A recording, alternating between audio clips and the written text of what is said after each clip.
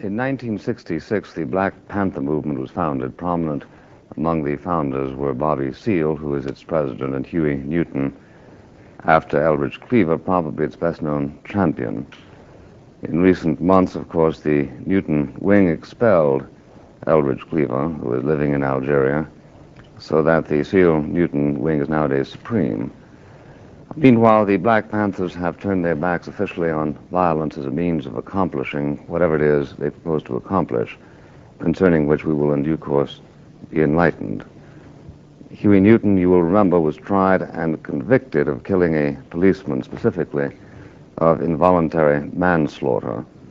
The slogan, "Free Huey Newton," was to the late 60s what the slogan, "Who Promoted Perez," was to the early 50s. The higher court reversed the verdict on a technicality, and Mr. Newton was tried twice more, the trial resulting in each case in a split jury. Finally, the presiding judge gave up, and Huey Newton is free. His mother is from Louisiana, his father from Arkansas, and he is the youngest of 7 children. He was schooled in Oakland, where he now lives. His first book was called "To Die for the People," and imminently he will publish his autobiography, which is called "Revolutionary Suicide," a concept I shall now ask Mr. Newton please to explain. I'll explain it, but if I may impose upon you, I have a friend who's almost dying for me to ask this question, if you will. The question is, during the Revolution of 1776, when the United States of America broke away from England, my friend would like to know, what side would you have been on during that time? I think probably I would have been on the side of George Washington. I'm not absolutely sure, because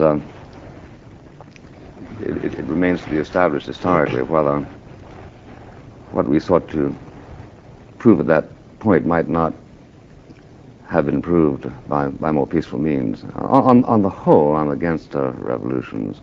Though I think as revolutions go, that was a pretty humane one. Yeah, you're not such a bad guy after all. My friend will be surprised to hear that. I hope he's listening. His assumption was what? Well, he was puzzled, but I think that he was inclined to believe that you've been on the side of the colonizers of England.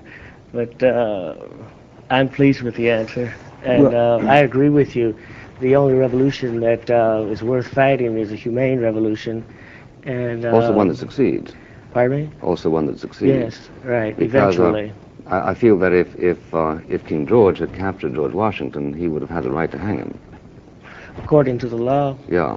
But revolutions always, in some ways, contradict some laws. That's why it's called revolution. Well, revolutionary justice is its own justice, isn't it? Yes, and of course it always professes to go under some human right or humane consideration.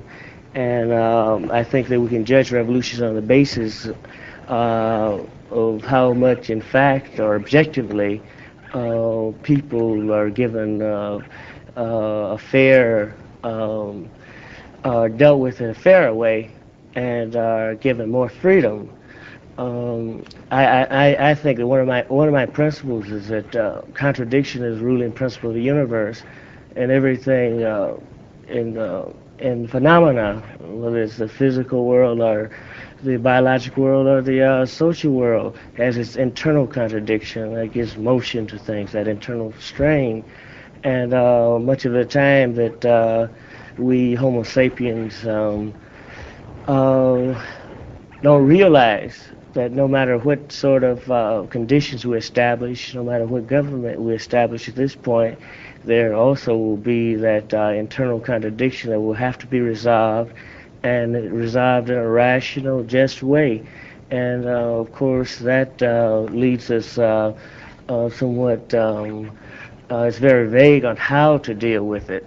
and many times we claim actions are revolutionary when really they're not. So I appreciate your answer, and I would agree with that part of it.